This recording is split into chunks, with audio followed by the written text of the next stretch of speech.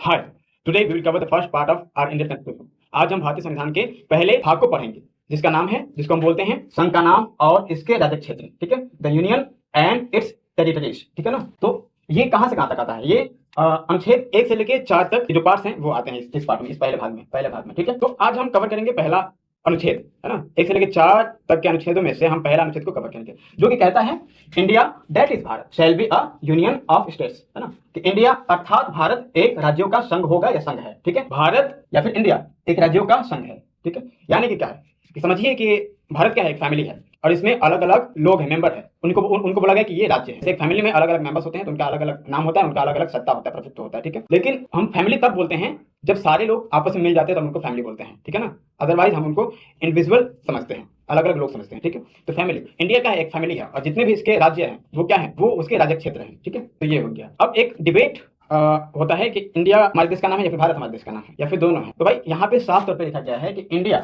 That is Bharat. India अर्थात भारत, यानी कि इंडिया ही भारत है। इंडिया ही भारत है। भारत और इंडिया में कोई डिफरेंस नहीं है, इंडिया ही भारत है। बस इसमें डिफरेंस बस इतना है कि जो भारत है वो प्राचीनतम नाम है, यानी कि ये सबसे पहले हम भारत ही बोलते थे। ठीक है, उसके बाद ये इंडिया उसके बाद आया। ठीक है ना। लेकिन ये जो है ये इंटरनेशनली नोन है, यानी कि इसको लोग बाहर विदेशों में भी जानते हैं। ठीक है, भारत को लोग उतना ज्यादा नहीं जानते हैं, तो इसीलिए ज्यादा फेमस क्या है, ये इंडिया है। ठीक है ना।